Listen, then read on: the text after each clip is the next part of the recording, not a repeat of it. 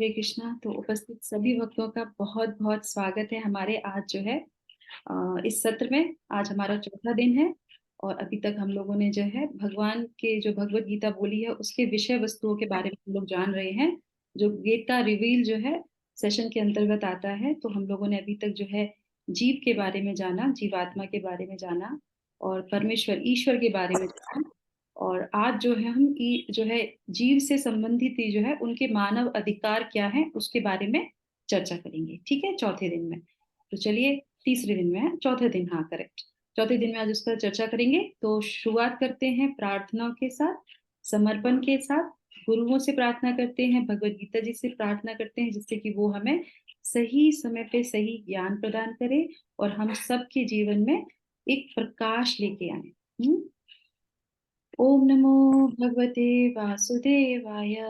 ओम नमो भगवते वासुदेवाय। ओम नमो भगवते वासुदेवाय। ओम अज्ञानतिमिरान्धस्य ज्ञानाञ्जनशलाकया चक्षुरुन्मिलितं येन तस्मै श्रीगुरवे नमः। नमः ॐ विष्णुपादाय कृष्णपृष्ठाय भूतले श्रीमते भक्तिवेदान्त स्वामिन् इति नामिने। नमस्ते सारस्वते देवे गौरवाणी प्रचारिणे निर्विशेष शून्यवादी पाश्चात्य देशतारिणे। जय श्री कृष्णा चैतन्य प्रभु नित्यानंद श्री अद्वैत गदाधर शिवासादि गौर भक्त वृंदा। हरे कृष्णा कृष्णा कृष्णा हरे हरे, हरे राम राम राम हरे हरे। जगत गुरु शिला प्रभुपाद की जय। भगवत वाणी भगवत गीता जी की जय। गुरु महाराज की जय। हरे कृष्णा। तो चलिए शुरुआत करते हैं। तो कल हम लोगों ने जो सत्र में सीखा था तो उसमें पर्टिकुलर मैंने आपको कुछ बताया था कि किस तरीके से हम डिफरेंस कर सकते हैं आत्मा में और शरीर में, है ना। कल हम लोगों ने उसके बारे में जाना था। तो उसका मैंने आपको एक कीवर्ड दिया था, क्या था वो, कैसे हम डिफरेंशिएट कर सकते, क्या शरीर के साथ होता है और क्या आत्मा के साथ नहीं होता है। किसी ने याद रखा, वो लिखा कहीं, बताइए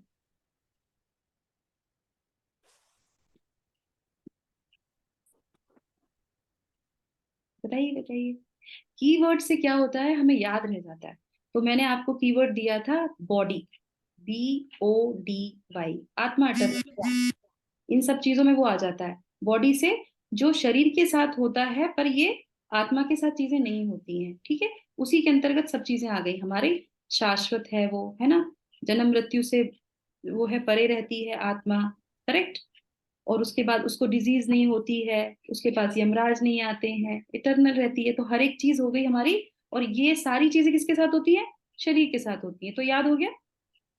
तो ये याद रखिए, शरीर और उसके अंतर जो है वो क्या है, बॉडी। बॉडी का फर्क है, हम जो है बॉडी नहीं है, हम आत्मा है। जो भी कुछ होता है वो बॉडी के साथ होता है। ठीक है, चलिए अब हम आज का ले लेते हैं। आज हम लोग जो जिस पे चर्चा करेंगे वो क्या है, जीव के क्या मानव अधिकार हैं। क्या क्या चीजें ऐसी हैं जो हम कभी ध्यान नहीं देते उन चीजों पे। तो उसके लिए भी मैं आपको एक कीवर्ड दूंगी, ठीक है, याद रखिएगा। और जब त्योहार हो जाए तो फिर आप भूलिएगा मत, फिर त्योहार के बाद फिर से पूछूंगी आपसे, ठीक है। तो आज का हमारा कीवर्ड क्या है, सीड, SEED। ठीक है, अब आप दिमाग लगाइए कि इसमें क्या हो सकता है। मैं अभी नहीं बताऊंगी, अभी हम लोग देखेंगे PPT। ठीक है, तो मैं अभी अपनी स्क्रीन शेयर करूंगी और उसमें देखेंगे हम किस किस पॉइंटों को आज डिस्कस करेंगे। ठीक है, ओके।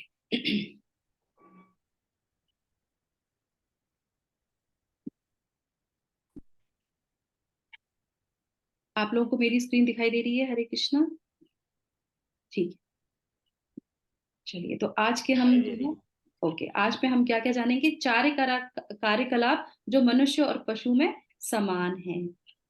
ठीक है, अंतर क्या है, मानव बुद्धि बनाम पशु बुद्धि। हम्म क्या हम एक सार्थक जीवन जी रहे हैं, बुद्धि के लक्षण क्या हैं, तीन प्रकार की समस्याएं कौन सी होती हैं और दो तरह के समाधान। ठीक है, चलिए। तो आप सभी के लिए एक कार्य है, एक छोटा सा तर्क है, थोड़ा सा आप लोग लिख सकते हैं, इसको जान सकते हैं कि अपने नोटपैड पे या कहीं पे भी 4 अलग अलग जीवित प्रजातियों को नोट करें जिनमें कुछ विशिष्ट योग्यताएं हैं। तो मैंने किसके बारे में कल बताया भी था, बताइए कौन बताएगा? कोई भी योग्यताएं जो जानवरों में है, विशेष योग्यताएं, कल के सत्र में भी डिस्कस किया था, पहले भी किया था हमने। कोई भी एक कुत्ता योग्यता। कुत्ता कुत्ता जानवर है, विशेषता सूंघने सूंघने की। वेरी नाइस संतोषी माता जी। Anyone else? माता जी हरे कृष्णा, पतंगे की नेत्र की होती है विशेषता क्या? जी जी जी। उसकी तेज इंद्रिय उसकी तेज होती है नेत्र की। नो। मैं सॉरी। तेज तो किसी की होती है, उल्लू की होती है, रात को भी देख सकता है वो, आंखें खोल खोल के सो भी सकता है वो। हम्म। भंवरे की सूंघने की माता जी। और और उल्लू की एक और विशेषता होती है, क्या होती है वो जब उड़ता है तो उसके पंखों में से आवाज नहीं आती। ऐसे अब कई सारे साइंटिस्ट हैं जो इस पे रिसर्च कर रहे हैं कि कैसे ये पक्षी जो है उड़ता है और इसमें से बिल्कुल भी आवाज नहीं आती। तो ये भगवान के बनाए हुए जो है क्या है, ये सारी ये जो है भगवान की सृष्टि है। इसका एक एक अलग अलग जो है बहुत सारे जो है उदाहरण है। ठीक है, चील बहुत दूर से ऊपर से देख सकता है वो कहाँ पे उसको उसका भोजन तैयार है और वो वहां से ले सकता है ना, तीव्र गति से जो सूर्य की तरफ भागता है। तो इस तरीके से ये सारी योग्यताएं हैं और जो विशिष्ट है, जो उनमें भगवान ने एक्स्ट्रा चीजें दे के भेजी हैं। ठीक है, तो अब आप मुझे बताइए कि 4 गतिविधियां मनुष्य और जानवरों में समान गतियां बताई गई हैं, कौन बताएगा? 4 जो एक्टिविटीज है जो उनमें और हमें समान होती है, जल्दी जल्दी बताएंगे तो हम लोग जल्दी जल्दी कंप्लीट करेंगे। सभी लोग पार्टिसिपेट कीजिए। सबको पता होगा, ये तो थोड़ा थोड़ा सबको पता है, हम तो नए नए लोगों से पूछना खाना चाहते हैं। खाने पीने की। हाँ, और भी लोग और पार्टिसिपेट कर सकते हैं। यस माता जी, और लोगों को भी बोलिए माता जी। अब कोई नहीं बोलेगा तो फिर हम लोग कुछ, माता जी तो डेफिनेटली जवाब देते ही देते हैं। प्रभु जी लोग भी दीजिए, है ना, सभी लोग दीजिए आंसर। कौन सी एक्टिविटीज हैं जो समान है? भूख तो भूख। माता जी आहार निद्रा हम्म। आहार, निद्रा और भूख होती है सबको, सोते सब लोग हैं। वेरी नाइस, बिल्कुल सही बता रहे हैं। यस। और कौन सी चीजें होती हैं जो वो एक समान होती है, हमारे जैसी होती हैं? वो भी सोते हैं, हम भी सोते हैं, उनको भी भूख लगती है, हमको भी भूख लगती है। और और जो बच्चे को जन्म देती है वो भी देती है, हम लोग भी देते हैं। हाँ। माता जी यस। हाँ यस। और कौन? नेक्स्ट मतलब भाई बच्चों के यस। तो 4 गतिविधियां। हाँ, एक चीज और रह गई है। यस, कौन बताएगा? भाई क्या चीज? डिफेंस जो करते हैं, डिफेंडिंग एटीट्यूड जो होता है भाई होता है। Yes, correct correct correct correct. तो ये हमारी 4 चीजें हो गई। क्या हो गया? हमारी जो है, हम सोते हैं, वो जो है कहीं पे भी सो जाते हैं, और हम कहाँ, डल्लब के गद्दे पे सोते हैं। उनको भी भूख लगती है, हमको भी भूख लगती है। वो टाइमली खाना खाते हैं, वो सुबह खाएंगे और शाम को खाएंगे। और हम कब खाते हैं?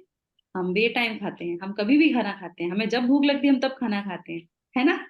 उसके बाद क्या है कि वो भी जो है प्रोक्रिएशन करते हैं, मीटिंग करते हैं और बढ़ाते हैं, और हम भी बढ़ाते हैं, है ना, अपनी।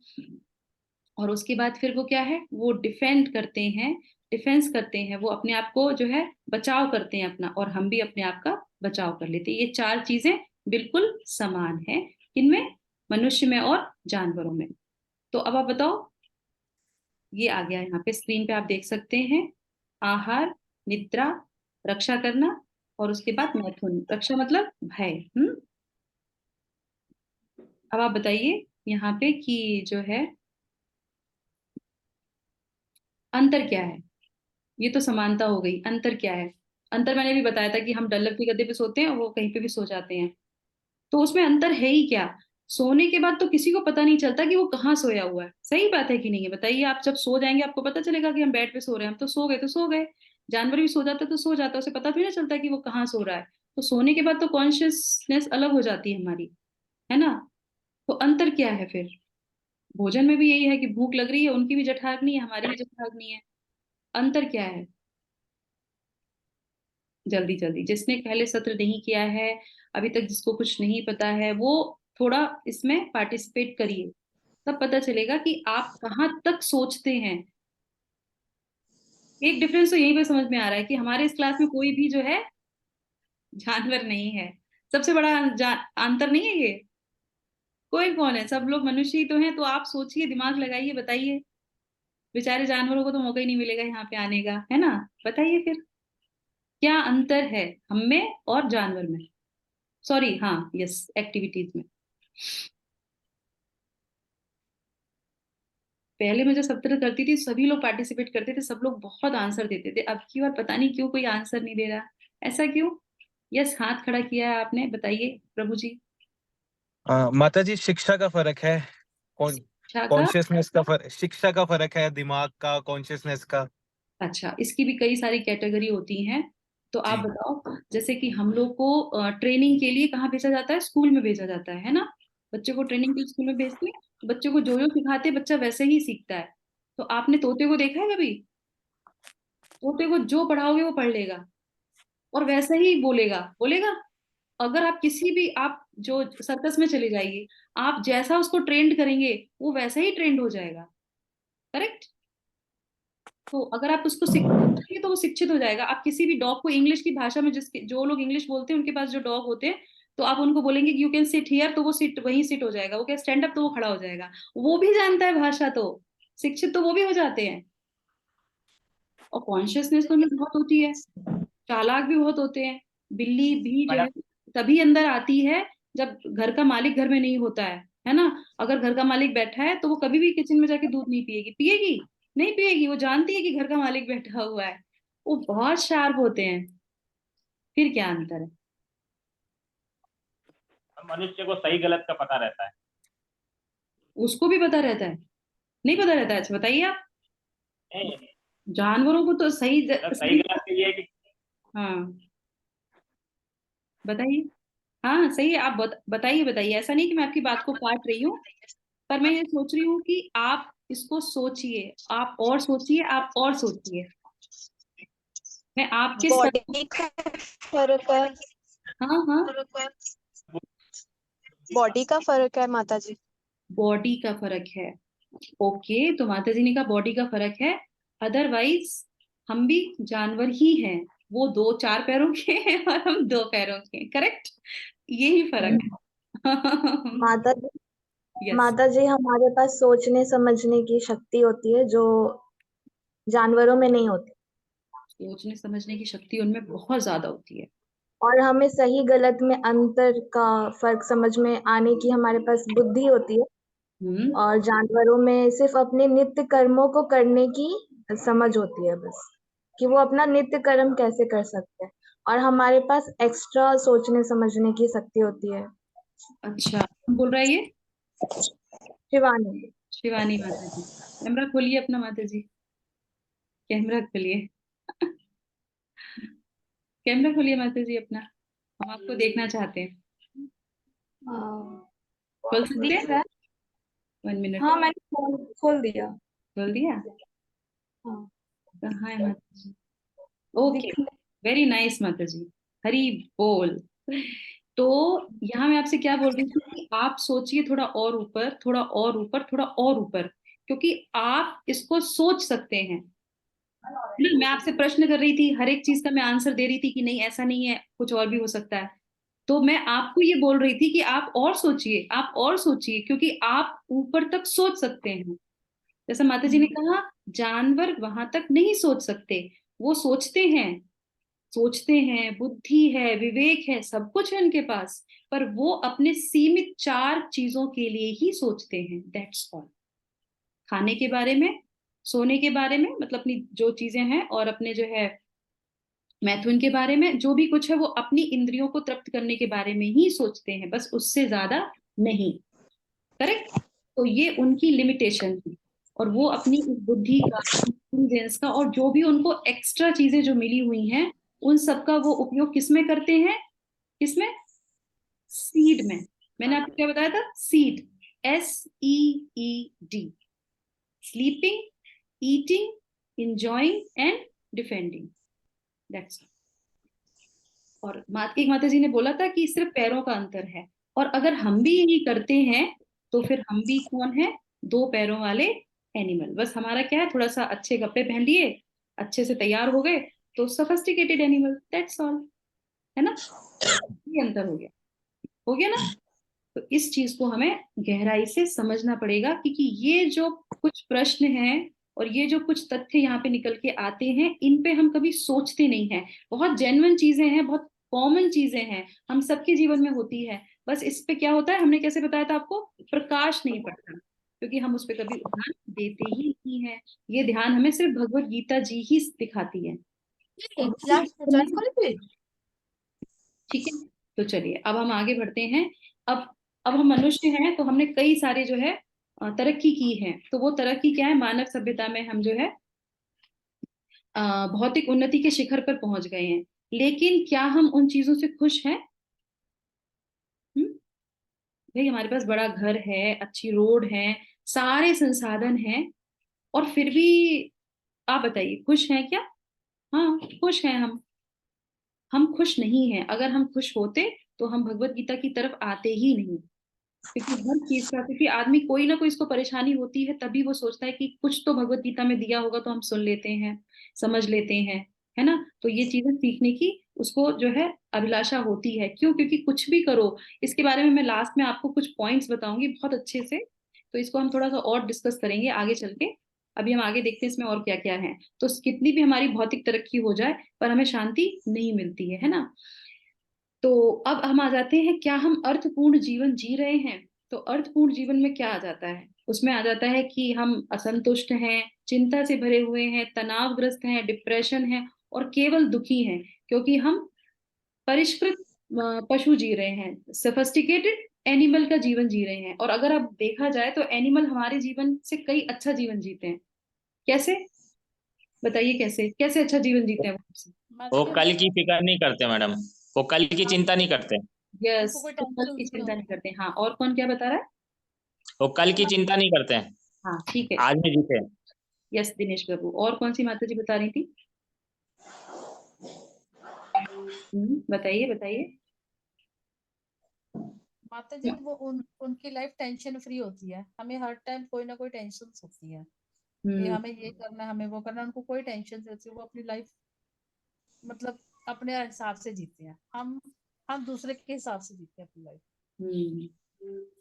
तो माता जी के दोनों आंसर बिल्कुल सही है कि हम दूसरे के हिसाब से अपनी लाइफ जीते हैं, और उसकी वजह से हम जो है टेंशन ले लेते हैं। तो अब क्या हम भगवान से जाके कहेंगे, मंदिर में जब जाएंगे कि भगवान जानवर अच्छी तरह जी रहे हैं तो हमें आप जानवर बना दो? Is it true? कहेंगे ऐसा? कहेंगे ऐसा? नहीं कहेंगे। क्यों नहीं कहेंगे ना? क्योंकि हम जानते हुए भी नहीं जी पा रहे हैं, क्योंकि हम उनको देखते हैं जो हमें हमें ऐश्वर्य की चीजें दिखाई देती हैं, जिसमें कोई अर्थ है ही नहीं। हम उन चीजों को देख के अपने आप को उससे कंपेयर करने की जो है हमारे अंदर प्रवृत्ति है। हम अर्थपूर्ण जीवन जीते ही नहीं है। हम बच्चों को वो संस्कार नहीं देते जो हमें उनको बाल्यपन से देना चाहिए था। करेक्ट? और ये तो कुछ भी नहीं है। कई बार तो क्या होता है कि आप देखिए आपके घर में जो है 50 के ऊपर जो माँ बाप जो होते हैं, जो आपके जो है इन लॉज हो गए, आपके जो है माता पिता हो गए, या जो भी हैं, वो लोग एक उम्र के आने के बाद भी वो ये एक्सेप्ट नहीं करते कि हम उस उम्र के हैं। करेक्ट? नहीं करते ना? क्यों नहीं करते? क्योंकि शास्त्रों का उनको ज्ञान नहीं होता। शास्त्रों में शुरू में ही बता दिया जाता है कि एक जो है आपका आश्रम होता है, एक जो है आश्रम के अनुसार आपको अपने कार्य करने चाहिए। तो ये जो आध्यात्म की ज्ञान है, ये बच्चों को शुरू से ही देनी चाहिए। तो जो शुरू से हमने वो दिया, हमने ABCD से सिखा दी, पर हमने साथ साथ में ये नहीं सिखाया कि भगवान के नाम भी जप करना है, मंदिर में जाके ढोक भी लगानी है। ये अगर हम उसको शुरू से वो देंगे और कहेंगे कि अपने शास्त्रों को थोड़ा थोड़ा पढ़ो, तो फिर वो क्या होगा, फिर वो जो ये डिप्रेशन चिंता से भरे हुए ये आएगा ही नहीं उसके जीवन में। तो शुरू की बिगनिंग जो स्टेज होती है वो हम छोड़ देते हैं। वो हम क्या करते हैं, वो इंजॉय करने लगते हैं। फिर जब बहुत दुख संताप आते हैं, फिर हम भगवान के पास आते हैं, तो हम आधा जीवन तो अपना निकाल ही देते हैं। तो हमें यही नहीं पता होता कि 50 साल के बाद हमें करना क्या है।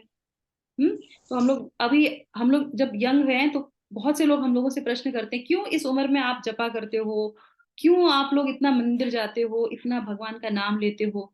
अरे आप खुद बताइए, क्या आप भगवान के पास जाएंगे तो बासी फूल चढ़ाएंगे? पर जब कोई चढ़ाएगा बासी फूल? अगर आपको कोई एक दिन का पुराना खाना दे, आप खाएंगे? खाएंगे? पर वो अपने आप को बासी मानते नहीं ना, वो सोचते जब सारे काम खत्म हो जाएंगे तब हम भगवान के पास जाएंगे। पर ऐसा नहीं है। बिगनिंग से ही हमें जो है भगवान के आध्यात्मिक जीवन में आना ही चाहिए। तभी ये जो असंतुष्टि है, चिंता से भरे हुए हैं, तनाव से भरे हुए हैं, डिप्रेशन में है, ये सारी चीजें चली जाती हैं। फिर आपके समाज में क्या हो रहा है, आपको उससे परवाह नहीं होती है। आप अपने जीवन में कुछ अच्छी चीज लेके आए हैं कि नहीं आए हैं, वो बहुत इंपॉर्टेंट हो जाता है आपके लिए। तो ये अगर हम ऐसा नहीं करते हैं, और नहीं कर रहे हैं, है ना, आजकल के उसमें, पर कुछ हमारे जो साधु पुरुष हैं उनकी इतनी असीम कृपा है कि वो हमको आ के बताते हैं कि आपको भगवत गीता पढ़नी चाहिए, उसके अनुसार अपना जीवन बिताना चाहिए। चलिए आगे हम पढ़ते हैं।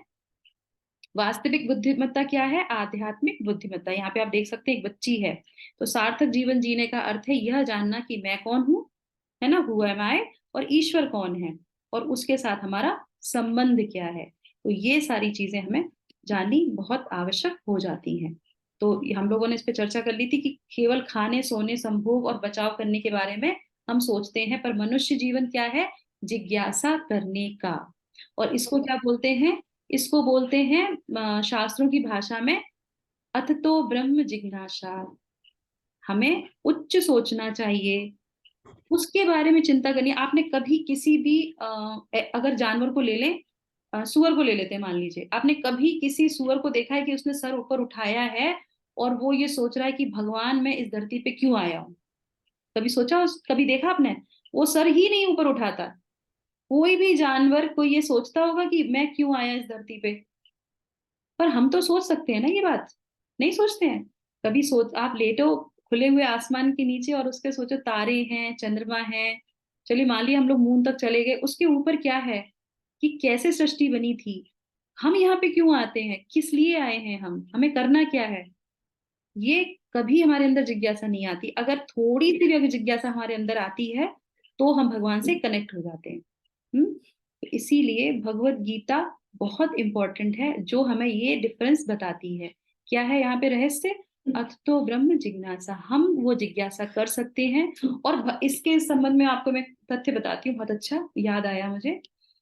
अब आप लोगों में से सब लोगों ने भगवत गीता पढ़ी होगी, लगभग लगभग, थोड़ी बहुत तो पढ़ी होगी, सुना होगा, करेक्ट? सभी ने, मैं मानती हूँ कि सभी लोगों ने पढ़ी है। अब आप मुझे बताइए, भगवत गीता किस शब्द से शुरू होती है? पहला शब्द। भा भा हाँ, श्लोक भा श्लोक ध से आरंभ हुआ है। ध से। या धर्म क्षेत्रे कुरुक्षेत्र। पहला श्लोका धर्म क्षेत्रे कुरुक्षेत्रे। ओके, और कौन बताएगा? उससे पहले, ओम। पहले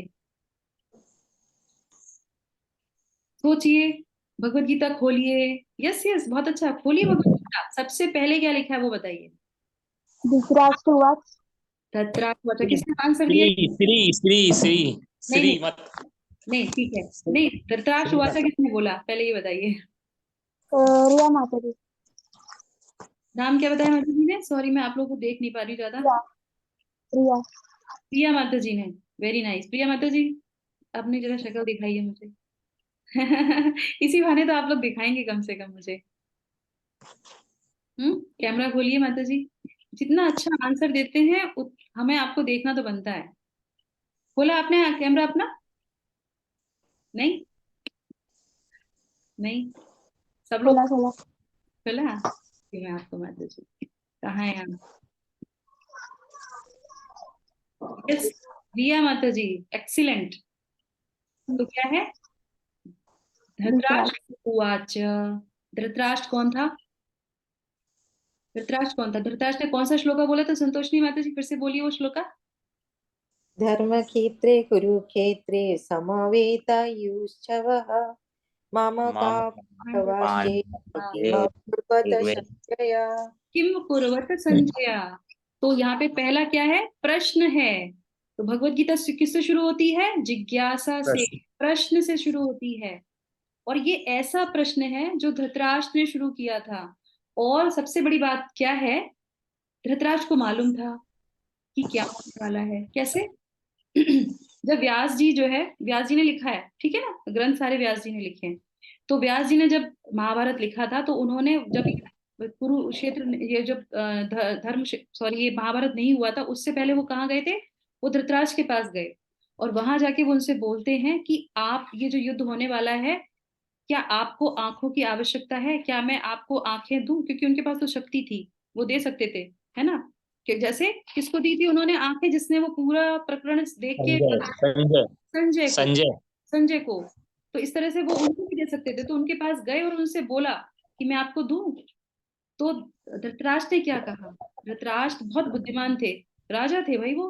तो उन्होंने क्या बोला, उन्होंने बोला कि मुझे आप ये बताओ, आप तो त्रिकालदर्शी हैं व्यासदेव, तो आप मुझे बताओ कि अंत क्या होगा। तो उन्होंने कहा, आपके 100 पुत्र मारे जाएंगे, उन्होंने बोल दिया उनको। और उसके बाद उन्होंने क्या कहा, मुझे आंखें नहीं चाहिए, क्योंकि मैंने अपने बच्चों को जीते हुए देखा है, जीवित देखा है, मैं उनको मरते हुए नहीं देख सकता। जिसको ये पता है कि अंत में उसके पुत्र मारे जाएंगे, अंत खराब होगा, ठीक है, अंत खराब होगा तो राज्य भी जाएगा। पर उसके बाद भी उन्होंने क्या किया, महाभारत होने दिया, होने दिया ना। तो किसकी वजह से होने दिया, क्या कारण था जो उन्हें होने दिया? क्या कारण था? बच्चों के प्रति मोह। यस, उनके अंदर क्या था, बहुत ज्यादा मोह था, जिसको बोलते हैं आसक्ति। इसीलिए बोला जाता है कि जो धृतराष्ट्र थे, वो आंखों से अंधे नहीं थे, वो किससे अंधे थे, वो बुद्धि से भी अंधे थे, क्योंकि इतना ज्यादा उनको मोह था। और ये हम लोग जब 18 डेज का कार्यक्रम जब सुनेंगे, जब 18 डेज का सत्र करेंगे, उसमें आपको पता चलेगा। उनके कुछ ऐसे स्टेटमेंट्स हैं जो वो खुद बोलते हैं भगवान कृष्ण से, वो खुद बोलते हैं इस चीज को, वो स्वीकार करते हैं इस चीज को, जब देखते हैं ये हाल जो होता है पुरुष उसमें जो है, युद्ध में। तो यहाँ पे मैं इस चीज को क्यों बोल रही हूँ कि जिज्ञासा से शुरू होता है, तो भगवत गीता जिज्ञासा ही शुरू होती है। तो पहला जो हमारे अंदर जो गुण होना चाहिए भगवत गीता को सीखने का, वो क्या है, जिज्ञासा। जिज्ञासा होने से ही कोई भी शास्त्र आपके जीवन में आता है। तो पहला हमारा गुण क्या है, जिज्ञासा होनी चाहिए। और ये समझना, धृतराष्ट्र का मतलब क्या है, धृतराष्ट्र के शब्द का अर्थ ही है धृत राष्ट्र, जो राष्ट्र को बांध, मतलब कैप्चर करके रखता है, धृत करके रखता है, पकड़ के रखता है, छोड़ नहीं सकता, इतनी आसक्ति है उसको। हमारा भी जीवन ऐसे ही है, हमने पता नहीं क्या क्या चीजों को अपने जीवन में पकड़ के रखा हुआ है, पर इसको मुख्य है, जिसने भगवत गीता बोली है, धृतराष्ट्र ने क्या उसको पकड़ा था? नहीं, पांडवों के साथ चले गए थे भगवान, कौरवों ने उनको लिया ही नहीं। करेक्ट। तो अगर हम ज्ञान लेंगे भगवत गीता से, तो सिर्फ ज्ञान ही आएगा। अगर हम भगवान की शरण में आएंगे, तो भगवान हमें सही ज्ञान देंगे और सही हमारा मार्गदर्शन करेंगे। तो वो जिज्ञासा लेके हमें भगवत गीता आगे बढ़ानी चाहिए, ठीक है। तो ये मनुष्य का सबसे मुख्य जो है गुण होता है, कि वो कहाँ जिज्ञासा कर रहा है, किस चीज के लिए जिज्ञासा कर रहा है, ठीक है। चलिए, खाने के लिए, सोने के लिए और मैथुन के लिए, इंद्र तृप्तियों के लिए हमें जिज्ञासा नहीं करनी चाहिए। अपनी दूसरा यहाँ पे आता है पॉइंट, मानव जीवन की विशेषता क्या है, मनुष्य अपनी तर्क शक्ति का विकास कर सकता है। जैसे मैंने आपको बोला था कि हम हायर चीजों को सुन सकते हैं, समझ सकते हैं, सोच सकते हैं। तो उसमें कौन कौन से प्रश्न हमारे जीवन में आने चाहिए, जो हमने बोला, जिज्ञासा। मैं पीड़ित क्यों हूँ, मुझे दुख क्यों हो रहा है, इसका इसका क्या आंसर होगा, ये इसके में जिज्ञासा करनी चाहिए। फिर इस जीवन के बाद मैं कहाँ जाऊंगा, मैं बूढ़ा क्यों हो जाता हूँ, ये तो सभी सोचते हैं, बिना सोचे ही सब सोचते हैं, अरे क्यों हम बूढ़े बूढ़े लगने लगते हैं, है ना। ये जिज्ञासा सबके अंदर आई जाती है। मुझे रोग क्यों हो जाते हैं, मुझे क्यों इतनी सारी डिजीज हैं, और मुझे स्थायी सुख कैसे नहीं मिल सकता, है ना। तो यहाँ पे आ रहा है नीचे, अतो ब्रह्म जिज्ञासा। तो ये पॉइंट्स जो हैं वो हमारी जिज्ञासा के होने चाहिए, ठीक है। Ma'am ma'am yes. वो जैसे आपने बोला ना जिज्ञासा, हाँ हेलो, तो हाँ मैम उससे कहानी याद आ गई। वो जो गौतम बुद्ध थे, तो वो जब अपने महल से निकलते तो सब देखते, क्योंकि वो कभी महल से निकले नहीं होते, तो उन्होंने सब बाहर जाते महल के बाहर, तो लोगों को देखते कितना पीड़ा में है, क्या कर रहे हैं। तो वो उनके साथ ऐसी कहानी चलती थी, ये बच्चा है तो बूढ़ा क्यों हो गया, उनको पता नहीं रहता क्योंकि वो कभी महल से बाहर नहीं जाते हैं। तो उनको ये जिज्ञासा हो जाती है, ये बूढ़ा क्यों है, ये बीमार क्यों है। तो इस खोज में फिर वो भगवान की उन्होंने खोज की थी बहुत अपने सुंदर, अंदर। बहुत बढ़िया, बहुत ये बढ़िया। वो थैंक गौतम बुद्ध यू, की कहानी सेम ऐसी है, थैंक जिज्ञासा यू है। So much, thank you so much Prabhu ji for sharing. और गौतम बुद्ध कौन है? विष्णु के रूप है वो भी। यस। तो वो ये इसके पीछे भी एक अलग स्टोरी चलती है कि कैसे वो जब दो कम्युनिस्ट को वो अलग अलग करते हैं उस चीज के लिए, तो भगवान बुद्ध का तब वो अवतार लेते हैं वहां पे। तो बहुत अच्छा आपने शेयरिंग किया। तो ये जो है ज्ञानी और जो बुद्धिमान व्यक्ति होते हैं उनकी ये जो है गुण होते हैं कि वो सबसे पहले यही पूछते हैं कि मैं यहाँ पे आया क्यों हूँ। एक्चुअल में जब तक हम किसी ऐसी साधु पुरुष से अपने जीवन में नहीं मिलते हैं, साधु संग अगर हम नहीं करते हैं, कोई भी ऐसा व्यक्ति जो जैसे हमारे शिला प्रभुपाद थे, तो शिला प्रभुपाद जब ये मूवमेंट में नहीं थे, मतलब अपने गुरु महाराज से जब वो नहीं मिले थे, उससे पहले वो जो थे समाज सेवा करते थे। वो जो है राज्य जो सभा क्या होते हैं उसको बोलते हैं, गांधी जी से मिलते थे, और आरएसएस मतलब कुछ इस तरह की संस्थाएं जो थी उनसे जाते थे, मिलते थे, और वो उनको अंदर इतनी देशभक्ति थी कि मैं अपने देश के लिए क्या करूं, इतना सब कुछ था। और वो कहते थे संत महात्मा से मुझे नहीं मिल रहा, क्योंकि कई उन्होंने ऐसे एग्जाम्पल देखे थे, वो झूठ बोलते हैं, ये सब करते हैं, तो बोले मुझे अब इन लोगों से नहीं मिल रहा, मैं देश के लिए कुछ करना चाहता हूँ। तो फिर उसके बाद उनके एक दोस्त थे, वो उनको पास लेके जाते कि एक संत आए हैं, बहुत अच्छे संत हैं, तो एक बार मिल लो, अगर तुम्हें अच्छा ना लगे तो फिर दोबारा मत जाना। तो वो उनके पास लेके जाते हैं, और उनसे वो जो बोलते हैं, तो वो कहते हैं कि तुम इतने अभय नाम होता है शिला प्रभुपाद का, उसके बाद भी उनका अभय रहता है, पर उसके बाद उनका अभय चरणारविंद हो जाता है। तो वो कहते हैं कि अभय तुम इतने नॉलेज वाले हो, तुम्हें इतनी अच्छी इंग्लिश आती है, क्योंकि वो कोलकाता से पढ़े थे। तो वो कहते हैं इतनी अच्छी इंग्लिश आती है, तुम प्रचार करो भगवान का। और ये जो समाज की सेवा है, इससे भी बड़ी सेवा क्या है? अंग्रेजों से मुक्त होना तो एक छोटा सा कदम है, सबसे बड़ा कदम क्या है कि जन्म मृत्यु से कोई बाहर निकल जाए। तो हम सब लोग एक पिंजड़े में हैं, अगर ये सेवा तुम करोगे सबकी, तो वो सबसे बड़ी सेवा होगी। तो उनको वो इतना अच्छा लगता है, फर्स्ट मीटिंग में वो इतने इम्प्रेस हो जाते हैं, वो कहते हैं कि ये थॉट तो कभी आया ही नहीं, मैंने कभी किसी से सुना ही नहीं, जन्म मृत्यु के चक्र से बाहर निकालना वो हमारी सबसे बड़ी जो है सहायता है। तब फिर उसके बाद फिर वो जो है ये धीरे धीरे धीरे करके जो है इतनी बड़ी उन्होंने मूवमेंट खड़ी करी कि सब लोग इसको समझें। भगवत गीता में सही में मायने में क्या लिखा है कि भगवान कहते हैं कि तुम इस चक्र से बाहर निकल के आ जाओ, जिसमें तुम फंसे हुए कई जन्मों से। तो एक इस जन्म में नहीं कि हम एक एज में हैं, अंग्रेजों ने हमें बांध रखा है, नहीं, हमें इस पूरे चक्रव्यूह से बाहर निकलना है। तो इस तरीके से, तो वो चक्रव्यूह क्या है जो यहाँ पे दिखा रहा है, वो क्या है? जन्म मृत्यु वृद्धावस्था और रोग, है ना। जब हम जन्म लेते हैं तो कितनी पीड़ा होती है, बहुत पीड़ा होती है। 9 महीने किसमें रहना? 9 महीने जो है इस ऐसी थैली में रहना जहाँ पे जो है यूरिन होता है, जहाँ पे कीड़े होते हैं। आप पढ़ेंगे, आप साइंस को देख लीजिए, आप श्रीमद् भागवतम को देख लीजिए, दोनों में वही लिखा, दोनों में वही डिस्क्राइब किया जाता है। उस थैली में रहते हैं जहाँ पे कीड़े होते हैं, जहाँ पे यूरिन होता है, गंदगी होती है, उसमें वो बच्चा 9 महीने रहता है।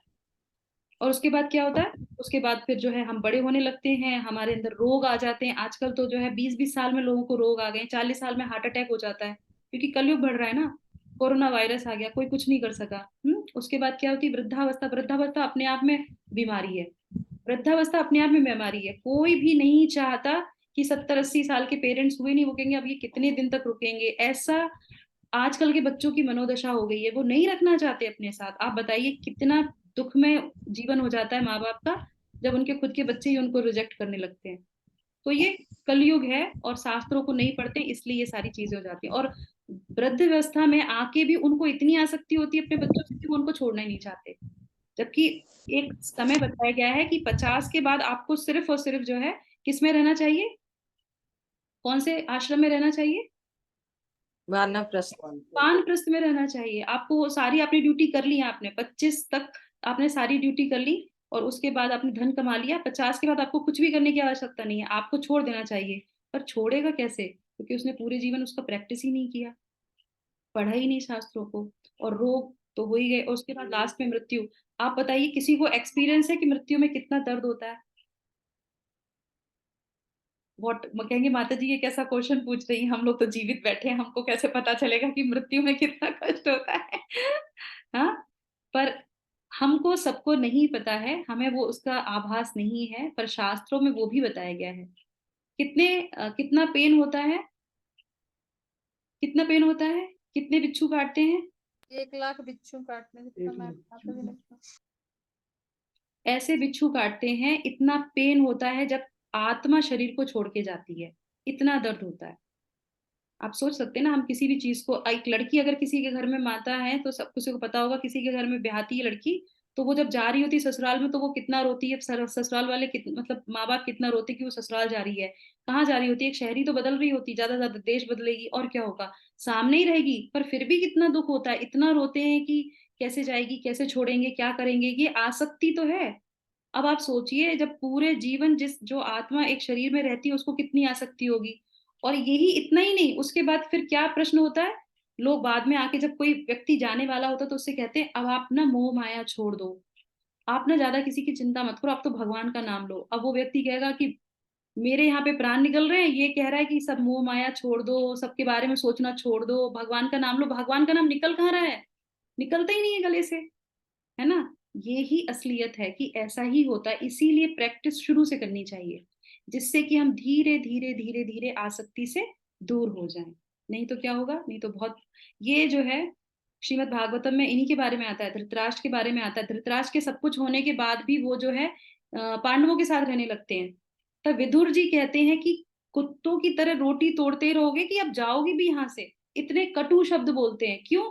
क्योंकि वो चाहते थे कि उनके जो भाई है वो जाएं यहाँ से, थोड़ा सा भगवान के बारे में स्मरण करें, क्योंकि करता ही नहीं है इंसान। तो ये हमारे शास्त्रों में भी बताया गया है और ये हमारे जीवन में होता ही ऐसे है। तो हमें इस ज्ञान का शुरू से जो है नॉलेज लेनी चाहिए। और तो आप लोग बिल्कुल सही हैं, जो लोग नए हैं, यूथ है यहाँ पे, उनके लिए तो बहुत ही अच्छी बात है कि वो इस अभी से इस चीज को सुन रहे हैं, समझ रहे हैं, तो आगे भी वो जो है अपने परिवार वालों को वो देंगे। और जो वृद्ध अवस्था में, जो अपने 50s में है, उनके लिए बहुत अच्छी चीज है कि एटलीस्ट आप उतनी आसक्ति नहीं करेंगे और उतना आप उनसे जो है एक्सपेक्टेशन नहीं करेंगे अपने लोगों से, जिसको आपको बाद में दुख हो। ठीक है, अब हम आ जाते हैं आगे। इसमें क्या दिया है, 3 जो कष्ट होते हैं, जो हमारा टॉपिक था कि 3 तरह के कष्ट होते हैं। तो 3 तरह के कष्ट जो है भगवान हमें भगवत गीता में बताते हैं। आध्यात्मिक, आत्मिक जो हमारे खुद के द्वारा हमें मिलते हैं स्वयं के कारण, आदि दैविक है ना, जो प्रकृति आपदाओं के कारण हमें मिलता है, और आदि भौतिक होता है, दूसरों के कारण हमें मिलता है। मच्छर ने काट लिया, किसी जीव ने काट लिया, किसी ने कुछ बोल दिया, किसी ने गाली दे दी, कुछ भी ऐसे ही हो गया, मतलब चल रहे हैं, किसी ने धक्का ही मार दिया, कोई आया, किसी ने मोटरसाइकिल से टक्कर ही मार दी, हम कहते पता हम तो चल रहे थे अच्छे खासे, उसने आके हमें मार दिया। तो ये ऐसे ही नहीं होता, ये सब चीजें जो है प्री प्लान्ड होती हैं, उसी के कारण हमें जो है ये परेशानियां होती ही होती हैं। और हम इन चीजों को जब समझ लेते हैं तो हमें दुख थोड़ा कम होता है, फिर हम किसी को ब्लेम नहीं करते। नहीं तो हम क्या करते हैं, जैसे ही थोड़ा सा खांसी हुई, मैं वहां के फंक्शन में गई थी या गया था, वहां पे सबको जो है क्या था, फ्लू था, तो मुझे भी हो गया। आपको होना ही था वो, ये जो है अन्य जीवों के कारण आपको होना था तो वो हो गया आपको, दूसरों की वजह से कुछ नहीं होता। कुछ भी नहीं होता किसी के कारण से, बस क्या है, वो हमारा जो है निमित्त मात्र बनता है। भगवान उसको जो है एक बीच का जो है मीडियम बनाते हैं, दैट्स ऑल, और कुछ भी नहीं है। जो हमने ओवन में अपनी ब्रेड रखी थी, वो ओवन में जब ब्रेड गर्म हो जाती तो वो व्यक्ति लाके हमको वो दे देता है कि ये आपकी ब्रेड है, आप खा लीजिए। अब वो ब्रेड जली हो, अच्छी हो, टॉपिंग्स वाली हो, जैसी भी हो, वो ही आपके पास आती है। तो कोई भी दुख जो है वो क्या होते हैं, वो किसी और के कारण नहीं होते हैं, वो स्वयं हमारे अपने खुद की वजह से होते हैं, प्रकृति के द्वारा दिए जाते हैं, क्योंकि भगवान हर चीज को बैलेंस करते हैं। बहुत ज्यादा चीजें हो रही हैं तो फिर वो क्या होगा, एक साथ जो है उसको खत्म कर दिया जाएगा। तो ऐसे ये चीजें चलती हैं। तो 3 कारण हो गए दुख के।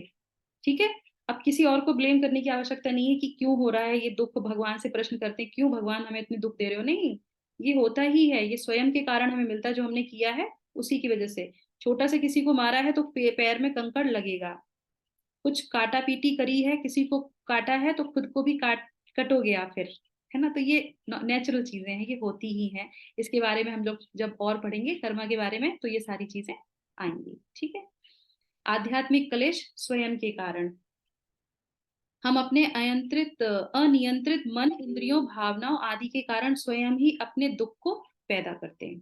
ठीक है, तो आप जो हमारे खुद के हैं, जिसको मैंने अपने बताया कि स्वयं ही जो है ऐसी चीजों में उलझे रहते हैं जिसके कारण हमें ये सारे स्वयं जो है मिल जाते हैं, स्वयं के दुख के कारण। कोई बता सकता है कि स्वयं के कौन कौन से ऐसे दुख होते हैं जो हमें स्वयं के कारण मिलते हैं? बताइए। मन की अशांति माता जी। एक कहानी सुनाती हूँ मैं आपको छोटी, आपने सबने सुनी रखी होगी। एक व्यक्ति होता है जो भगवान की बहुत जो है पूजा करता है और भगवान उनसे बहुत प्रसन्न हो जाते हैं। तो वो कहते हैं कि मैं तुमसे बहुत प्रसन्न हूँ, तो तुम जो चाहो वो मांगो। तो वो कहता है ठीक है कि मैं जो भी मांगू वो मेरा जो है वो डबल मुझे मिल जाना चाहिए। नहीं, हाँ ऐसे ही, हाँ यही होता है कि वो मिले तो वो कहते हैं कि जो मांगोगे वो मिल जाएगा पर तुम्हारे पड़ोसी को डबल मिलेगा, ऐसे है ये कहानी। हाँ, तो वो कहते हैं ऐसे कैसे, क्यों? मैंने मेहनत करी तो मुझे मिलना चाहिए, पड़ोसी को क्यों मिलेगा? बोले नहीं, ये हमारा लॉ है, तो उसको डबल मिलेगा, आपके पड़ोसी को डबल मिलेगा। तो वो कहते हैं कि ठीक है। तो वो अपने लिए घर मांगता है, पड़ोसी के 2 घर खड़े हो जाते हैं। फिर वो कहता है कार मिल जाए, तो पड़ोसी के यहाँ 2 कार खड़ी हो जाती हैं। अब वो उसने साधना की थी अपने लिए, अपनी इंद्र तृप्तियों के लिए। और फिर जब वो ऐसे मांगता है, वो पड़ोसी के देखता है, तो फिर वो क्या करने लगता है? फिर वो मांगना बंद कर देता है। फिर वो क्या करता है? फिर वो कहता है कि मेरे घर के सामने एक गड्ढा खुद जाए। और फिर पड़ोसी के सामने 2 गड्ढे खुद जाते हैं। फिर वो कहते हैं मेरी एक आंख फूट जाए। फिर पड़ोसी की क्या होती है? दोनों आंखें फूट जाती हैं। और उसके बाद फिर क्या होता है कि वो गिरने लगता है। मतलब इस तरीके से होता है कि वो अच्छी चीजें सोचना ही बंद कर देता है। वो सिर्फ और सिर्फ किसके ऊपर ध्यान कर देता है? पड़ोसी के ऊपर, कि उसको कितना संताप मिल रहा है, कितना दुख मिल रहा है। हमारी यही कंडीशन है। हम अपने जो है सुख से सुखी नहीं होते हैं, हम दूसरों के सुख से दुखी हो जाते हैं। जो पड़ोस में कर रहे हैं हम सेम वो ही फॉलो करने की प्रयास करते हैं। भगवत गीता में ऐसा नहीं बताया गया। भगवत गीता में बताया गया है जब कुछ भी नहीं होता आपके पास और आप भगवान की साधना करते हो, तो क्या होता है? आप अपने आप आत्माराम हो जाते हो, एकदम शांत हो जाते हो। हमें पड़ोसियों से मतलब नहीं होता, इससे किसी से मतलब नहीं होता। हमें ये पता होता है कि हमें अपना जीवन कैसे चलाना है। हमें वैल्यूज पता चल जाती हैं। ये जो लिखा हुआ है यहाँ पे ना, कि अन्यों के कारण जो है, और सॉरी अपने जो है इंद्रियों के, मन की टेंशन। तो आपने कभी देखा है किसी जानवरों को पिल्स खाते हुए सोने की, या फिर वो बहुत टेंशन में आ गए तो मेडिटेशन के लिए कहीं पहाड़ों पे चले गए हो? कहीं कोई जाता है? कोई जानवर? कोई नहीं जाता। हम ही जाते हैं, क्योंकि हमारे अंदर इतना ज्यादा जो है कंपटीशन करना है कि दूसरे से हम कैसे आगे बढ़ जाएं। और उस चक्कर में क्या होता है? हमें पिल्स लेनी पड़ती हैं, हमें नींद नहीं आती है, हम जो है टेंशन में आ जाते हैं, और यहाँ तक कि हम सुसाइड कर लेते हैं, है ना? आजकल के लोग सुसाइड कर रहे हैं फ्रस्ट्रेशन में। क्यों? क्योंकि दूसरों की वजह से।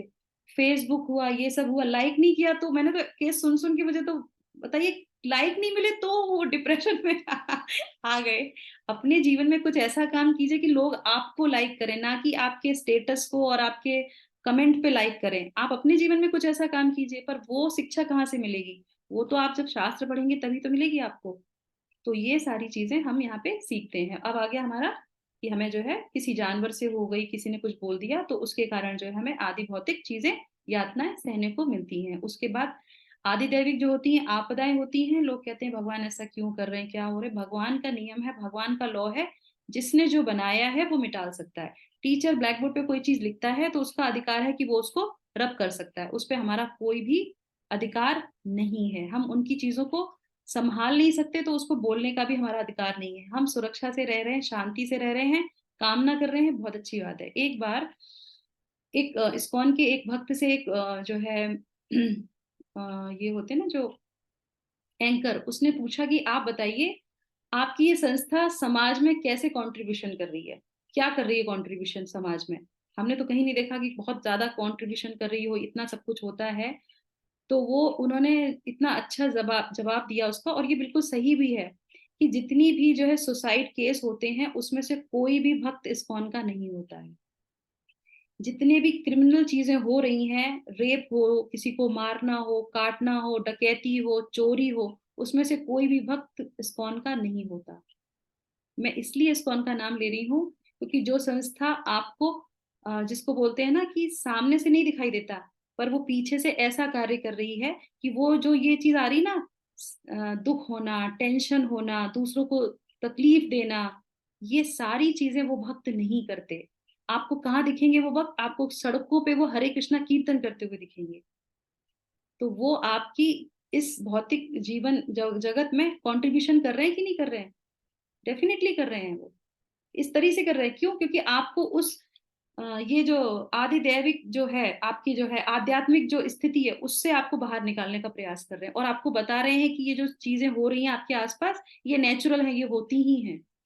तो इस तरीके से वो समाज में कंट्रीब्यूशन करते हैं। तो ये चीज हमें कभी हम लोग ध्यान नहीं देते इस चीज पे। तो इस तरीके से जब तीव्र मौसम होता है, सुनामी आ गया, भूकंप आ गया, तो ये सारी चीजें नॉर्मल है, ये होती ही है, ये भगवान की सृष्टि का एक हिस्सा है।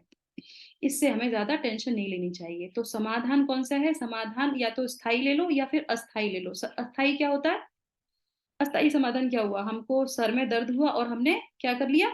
दवाई खा ली, हम क्योर हो जाते हैं। ऐसे ही करते हैं ना, डोलो ले लेते हैं, पैरासीटामोल ले लेते हैं, जो भी दवाई के नाम है वो सब ले लेते हैं। डॉक्टर प्रभु जानते होंगे कौन कौन सी दवाइयां हैं, तो वो सब खा लेते हैं। अब बताइए कि सर में दर्द हो रहा है, बदन में दर्द हो रहा है, कुछ भी हो रहा है, तो हमने जो है टैबलेट ले ली, तो क्या वो समाधान है?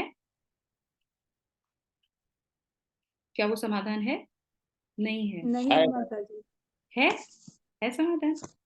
है समाधान है, अस्थाई है। अस्थाई है, समाधान तो है पर अस्थाई है। इसलिए हमें किसका समाधान लेना चाहिए? जो स्थायी हो। एक ऐसे व्यक्ति के पास जाना चाहिए जो हमें स्थायी जो है समाधान देगा। फिर वो क्या करेगा? वो डायग्नोस करेगा, वो देखेगा कि आपको दर्द क्यों हुआ। करेक्ट? आपको वो दर्द क्यों हुआ, किस वजह से आपको वो दर्द हुआ। तो इस तरीके से यहाँ पे, ये मेरी आवाज दोबारा से मुझे सुनाई दी, किसी का माइक खुला है? कृपया बंद कर दीजिए। तो बुढ़ापा है, बुढ़ापे रोगी तकनीकों का प्रयोग करके हम जो है बुढ़ापा को छुपा लेते हैं। इससे मुझे एक स्टोरी याद आ रही, फटाफट से बताती हूँ, टाइम हमारा हो गया। एक बार एक जो है औरत होती है, वो जो है 40 साल की होती है। तो उसको अंदर से था कि मैं बूढ़ी ना हूँ, बूढ़ी ना हूँ, मैं ऐसे ना दिखूं। और वो ऐसे करते करते करते करते उसके जो है प्राण चले जाते हैं। वो बीमार हो जाती है, वो जो है उसके प्राण चले जाते हैं। तो वो जो है भगवान से मिलती है, भगवान को वो देख पाती है। भगवान को देखती है तो फिर भगवान से पूछती कि मुझे अभी जो है कितने और हमें जीवन जीना है। तो भगवान कह रहे तुम गलत टाइम पे आ गई हो, तुम्हारी तो अभी 60 साल उम्र और है। तो 40 की वो हो गई थी, 60 साल और थी, तो मतलब पूरी लाइफ थी उसके पास। तो वो वापस चली आती है वहां से, जीवित हो जाती है। अब वो जीवित हो जाती है तो उसको वो याद रह जाता है कि भगवान मिले थे, भगवान ने कहा था कि अभी तुम 60 साल और जियोगी। तो वो तुरंत जो है वो इतनी खुश होती है, वो सीधे कहाँ जाती है? केमिस्ट, ये जो जो ये क्या करते हैं, ये आर्टिफिशियल जो भी चीजें रहती है ना, ये लेजर वेजर से करना, तो उनके पास जाके कहते हैं हाँ तो मुझे मुझे जवान बना दो। और वो इतना पैसा खर्च करती है, इतना पैसा खर्च करती है, वो एकदम से यंग हो जाती है। आप देख रहे हैं यहाँ पे, इधर वो बूढ़ी है, इधर एकदम से यंग हो गई। तो वो यंग हो जाती है और यंग होके जैसे ही वो क्लिनिक से बाहर निकलती है, तुरंत एक ट्रक आता है और उसका जो है टक्कर लगती है और वो वहीं पे डेथ, वो तुरंत मर जाती है। अब मरने के बाद फिर भगवान के पास पहुंचती है। भगवान के पास पहुंचती तो वो कहती कि आपने तो मुझसे कहा था मैं 60 साल जीऊंगी, मैं तो उस बाहर निकलते ही मर गई। भगवान बोले मैंने तुम्हें पहचान ही नहीं पाया, तुमने अपने आप को इतना चेंज कर लिया तुमने इतना पैसा अपने पर खर्च कर लिया, मैं तुम्हें पहचान ही नहीं पाया तो ये जो है, इस तरीके से हम अपने ऊपर इतना खर्चा कर लेते हैं। तो इसकी जो है भौतिक चीजों की वजह से समाधान नहीं है ये। और एक्चुअल में जब हमारे हमारे शास्त्र हमें क्या बताते हैं, जब हमारे दांत हिलने लगे, हमें कम दिखाई देने लगे, तो भगवान कहते हैं कि अब जिस जिस इंद्रियों से जो कार्य नहीं हो रहा है उसको छोड़ दो और सिर्फ भगवान का चिंतन करो, भगवान का नाम लो, बस यही है। क्यों? कलयुग का एक ही जो है क्या है, धर्म है। वो क्या है? हरेर नाम हरेर नाम केवलम, कलौ नास्ते व नास्ते व नास्ते व गतिर अन्यथा। इस कलयुग से बाहर निकलने के लिए इसका धर्म है, सिर्फ भगवान के नाम को हमें लेना चाहिए। अगर आपके कोई भी शरीर का अंग काम नहीं कर रहा है तो डोंट वरी, भगवान कह रहे हैं कि विराम करो थोड़े दिन, अब कुछ और मत करो, और चीजों में भागो मत, सिर्फ भगवान के बारे में सोचो और उसमें आगे बढ़ो, जिससे कि आप इस जन्म मृत्यु के चक्र से बाहर निकल पाओ। ठीक है? तो इस तरीके से अवसाद की गोलियां खा रहे हैं, ये सब सारी जो है टेम्परेरी चीजें हैं। तो हमें समाधान लेना चाहिए कौन सा? जो आध्यात्मिक होता है, जो हमें अध्यात्म में जो चीजें मिलती हैं वो हमारा रियल जो है समाधान होता है। वहां पे बताया जाता है कि कैसे आप जो है जन्म मृत्यु जरा व्याधि से निकल सकते हो। ठीक है? तो मुझे कष्ट भुगतने के लिए क्यों बनाया गया है? कोई जन्म मृत्यु बुढ़ापा रोग के चक्र से क्यों गुजरता है? क्यों होता है प्राकृतिक आपदाएं? मुझे स्थायी सुख कैसे मिल सकता है, मेरी समस्याओं का मूल कारण क्या है, ये सारे जो है, ये जो नीचे आप देखिए पेड़ दिख रहा है आपको, प्रॉब्लम्स हैं और सारे कॉजेज हैं उसका, और सिम्टम्स जो है वो क्या है, वो ऊपर हमारे इसमें दिखाई देते हैं। तो ये हम जो है अगले सत्र में जब हम कर्म के बारे में जानेंगे और प्रकृति भी उसमें आ जाएगी तो उसके बारे में हम जानेंगे, तो ये सारी चीजें हमें अगले सत्र में पता चल पाएंगी। तो आज के सत्र में हम लोगों ने जो जो जाना था वो क्या क्या था, और उसके अंदर जो 3 हमने जो आपदाएं सुनी थी, जो हमारी परेशानियां है ना, प्रॉब्लम्स जो थी, तो प्रॉब्लम्स के भी कुछ सिम्टम होते हैं। प्रॉब्लम्स के क्या सिम्टम होते हैं? 3 सिम्टम होते हैं। अगर कोई भी ये कहे कि प्रॉब्लम, रियल प्रॉब्लम क्या है हमारे जीवन में, रियल प्रॉब्लम क्या है और फेक प्रॉब्लम क्या है, तो हम कैसे बताएंगे? पहली रियल प्रॉब्लम की पहली जो है वो पहचान क्या है, वो सबके साथ एक समान होती है। रियल अगर प्रॉब्लम है तो वो क्या होगी, सबके साथ होगी। ऐसा नहीं कि किसी और के साथ हो रही है, मतलब उसके साथ नहीं हो रही है, हमारे साथ हो रही है, वो रियल प्रॉब्लम नहीं है। रियल प्रॉब्लम क्या है, सबके साथ होती है। बताइए कौन सी चीज होती है जो सबके साथ? हाँ, प्राकृतिक आपदा। प्राकृतिक आपदा ये तो हो गई बाहरी आपदा। चीजें हमारे साथ जो पर्सनल होती हैं वो क्या है, मतलब जो हम अपने आंख का कमजोर होना, बाल पकना, सबके, बुढ़ापा, बुढ़ापा, यस, जवानी, बुढ़ापा, यस, ये सबके साथ होता है। कोई भी कह मृत्यु। सकता है क्या, कोई कह सकता है कि जो है हम जो है बूढ़े नहीं होंगे? नहीं, सबके साथ होता है। या भुवनेश प्रभु बताइए और क्या है?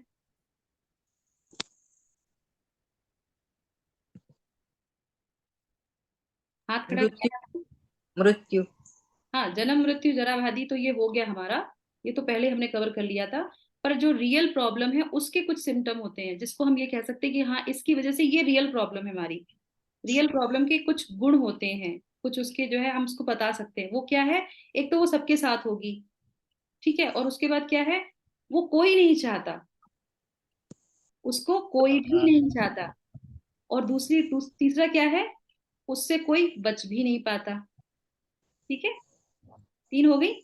सबके साथ होती है, उसको कोई नहीं चाहता है, और वो सबके साथ होती है, उससे कोई बच नहीं पाता है। तो ये होती है रियल प्रॉब्लम, जिसके अंतर्गत क्या आता है, ये जो 4 चीजें हमारी हैं। बाकी हमारी क्या है, बाकी हमारी कोई भी रियल प्रॉब्लम नहीं है, वो हमारे कर्मों के अनुसार हमको मिलती है। ये रियल प्रॉब्लम है। तो हमें समाधान किसका लेना चाहिए? रियल प्रॉब्लम का हमें समाधान लेना चाहिए, जो हमें किसमें मिलेगा? भगवत गीता में मिलेगा। और भगवत गीता को पढ़ने का जो लक्षण है वो क्या है? हमें किसकी तरह उसको पढ़ना चाहिए? जिज्ञासु होके पढ़ना चाहिए। और किससे पढ़ना चाहिए उसकी भी एक पहचान है। हमें उस व्यक्ति से पढ़ना चाहिए जो हमें हमारे बारे में, भगवान के बारे में और भगवान से हमारा जो संबंध है उसके बारे में जब बताए, तो वो साधु पुरुष है, तो वो हमारा आचार्य है, तो वो हमारा गुरु बनने के पात्र होता है। उसके जाके हमें भगवत गीता सीखनी चाहिए। अन्यथा अगर कोई ये एक व्यक्ति था, वो टैक्सी ड्राइवर था, तो उनके साथ जो है एक महापुरुष जाते हैं और वो जो है उनसे बोलते हैं, जब वो चला रहा होता है तो वो देखते हैं कि ये जो है संत महात्मा, जैसे उन्होंने ऑरेंज अटायर पहन रखा है, कंठी पहन रखी है, तिलक लगा रखा है, तो वो उन्हें देख के बड़ा खुश होता है। वो कहता है कि आपको पता है मैंने भी दीक्षा ली है। तो ये मैं आपको इसलिए बता रही हूँ, रियल घटना है ये, इसलिए बता रही हूँ कि ऐसे कलयुग में कई सारे साधु बाबा और गुरु हैं जो आपको दीक्षा भी देते हैं, शिक्षा भी देते हैं, पर भगवान से कनेक्ट नहीं करा पाते। तो वो व्यक्ति कहता है कि हमने भी दीक्षा ली है।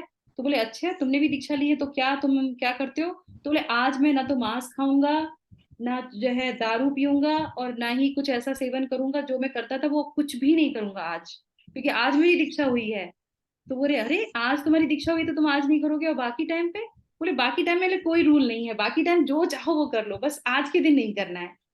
कितनी बढ़िया, मतलब आप सोचिए उसको ज्ञान मिला है, तो उसकी गलती नहीं है, क्योंकि ऐसे कई सारे लोग हैं जो भटकाते हैं दुनिया में लोगों को। तो कैसे जीवन को जीना है, कैसे क्या कार्य करने हैं, ये सारी चीजें हमें भगवत गीता में बताई जाती हैं। तो ऐसे साधु के पास जाना चाहिए जो हमें भगवत गीता यथा रूप में बताए। ठीक है, तो अब हम यहाँ पे इसको जो है सत्र को कंप्लीट करेंगे। कुछ मैं चीजें आपको यहाँ पे बताऊंगी और उसको आप ध्यान से सुनिएगा और समझिएगा कि क्या हम अपने जीवन में ऐसा करते हैं या नहीं, या हो रही हैं या नहीं हो रही हैं। ठीक है, तो ध्यान से सुनिएगा। चाहो तो आप नोट भी कर लीजिएगा, नोट ना भी करो तो दिमाग में नोट कर लेना। ठीक है, तो सबसे पहले क्या है कि हम लोगों ने जो है टॉलर बिल्डिंग बना ली है, और शॉर्टर क्या हो गए हमारा टेम्पर। टॉलर बिल्डिंग और शॉर्टर टेम्पर, करेक्ट। दूसरा क्या हो गया है, हमारी जो है सड़कें बहुत चौड़ी हो गई हैं, और दिमाग क्या हो गया है, संकीर्ण हो गया है। हो गया, आधुनिकता बढ़ती जा रही है, ये सारी चीजें हो रही हैं। उसके बाद क्या है, हम जो है बहुत ज्यादा खर्च करते हैं, और क्या करते हैं, और हमारे पास होता बहुत कम है। खर्च हम बहुत करते हैं, है ना, हजारों हजारों का सामान। अब एक एग्जांपल मेरे सामने मुझे आ गया कि आप कितना आईफोन 15 प्रो कितने का आता है 1.5 लाख।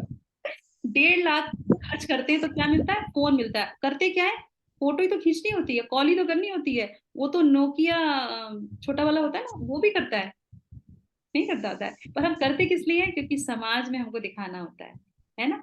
आ गई ना चीज। तो ये जो फेक चीजें होती है ना, इससे हमें भगवत गीता बाहर निकालती है। दूसरा हो गया हाँ, we buy more and enjoy less. हम बहुत सारी चीजों को खरीदते हैं और उसको इंजॉय नहीं कर पाते हैं, ठीक है। उसके बाद क्या है, हमारे पास बड़े बड़े घर हैं, वी हैव बिगर हाउसेस, और क्या चीज छोटी है, फैमिली छोटी है ना। और उसके बाद जो है हमारे पास जो है, we have more degrees but less क्या है, सेंस।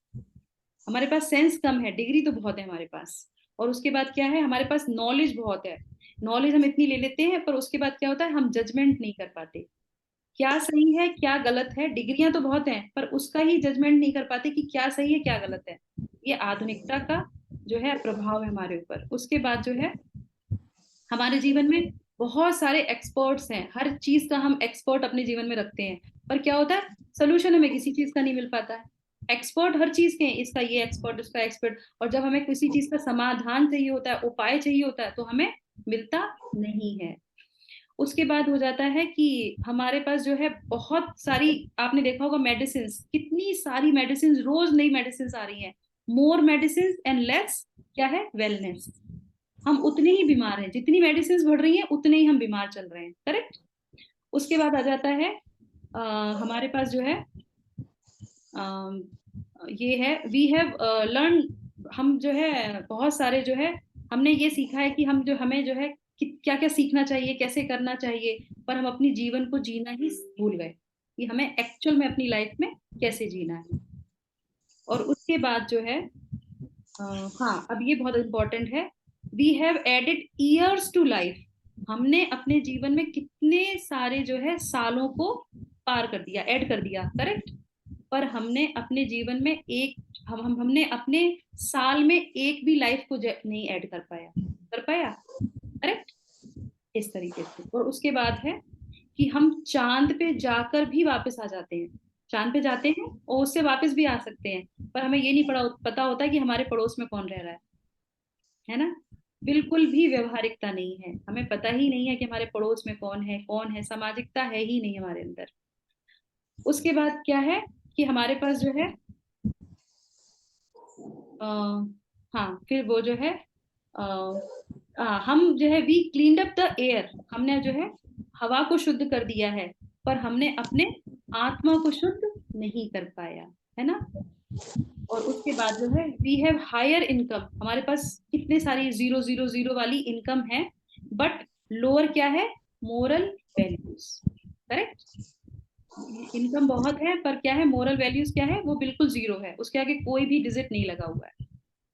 और उसके बाद जो है we have long in quantity. हमारे पास क्वांटिटी तो हर एक चीज की बहुत होती है, पर उस क्वांटिटी में क्वालिटी नहीं होती है, ठीक है। तो ये सारी चीजें जो है वो हमारे जीवन में आती हैं। तो इसके लिए इन सब चीजों से पता चलता है कि आधुनिकता कितनी भी बढ़ जाए, पर अगर हमने आध्यात्म से नहीं जुड़े, तो हमने अपने मानव जीवन का जो अधिकार हमें प्राप्त हुआ था, जो कि आज के सत्र का टॉपिक था, मानव जीवन का अधिकार, उसको हमने खो दिया। तो हमें गीता पढ़नी चाहिए कि नहीं पढ़नी चाहिए?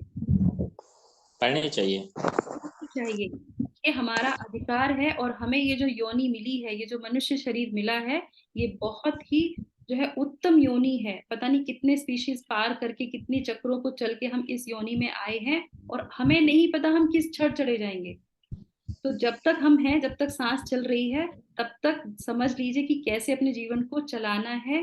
नहीं तो क्या है, एक कोटेशन सब लोग बोलते हैं ना, लाइफ लाइक आइसक्रीम, पिघल तो रही है, तब तक मजे ही कर लो। ऐसा नहीं है, लाइफ आइसक्रीम नहीं है। वो उसको सिर्फ एंजॉय करने के लिए नहीं आए हैं हम यहाँ पे, हमको अथ तो ब्रह्म जिज्ञासा रखनी चाहिए। ठीक है, तो इसी के साथ जो है हम यहाँ पे उसको विराम करेंगे और भगवान से प्रार्थना करेंगे कि हम जो है इस भक्ति योग से जुड़ पाए, जो कि भगवत गीता का क्या है, ज्वेल है। भगवत गीता के 3 खंडों में से बीच के खंड में भगवान भगवत गीता के भक्ति योग को सिखाते हैं। भक्ति का मतलब होता है भगवान के साथ जुड़ना। योग जो है युज शब्द से आया है, युज का मतलब ही होता है जुड़ना। तो हम जो है भगवान से जुड़े, ये हमारी कामना होनी चाहिए, और उसी के मूड से जो है हमें भगवत गीता को सीखना और समझना चाहिए, एक परंपरागत तरीके से, जो एक जो है अच्छे गुरु के अंडर में जो है हम सीख सकते हैं। जैसे कि हमारे श्रीला प्रभुपाद जिन्होंने बहुत अच्छी तरीके से भगवत गीता को समझाया है, और हम इसको ऐसे ही समझेंगे। ठीक है, तो आशा करते हैं आज का सत्र आपको अच्छा लगा होगा और आपने कुछ अच्छी चीजें उसमें ग्रहण की होंगी।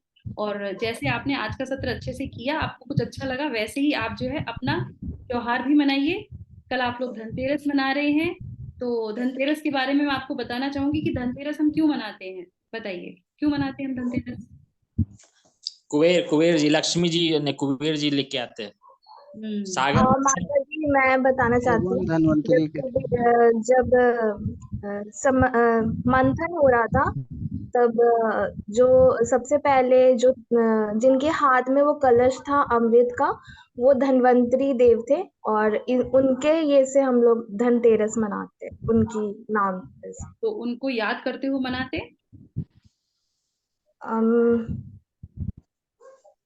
वो मेरे को क्लियर नहीं है, बट हाँ उनसे ही कुछ कनेक्शन है, तभी उनके ये से रेफरेंस से हम लोग मनाते हैं। ठीक है, तो अब कल हम लोग जाके अमृत का मटका खरीदेंगे, क्या खरीदेंगे बताइए? नहीं, ये धन से भी कनेक्टेड है, और क्योंकि उनके हाथ में वो कलश था अमृत का, जो कि संपूर्णता का प्रतीक है, तो शायद इसी वजह से।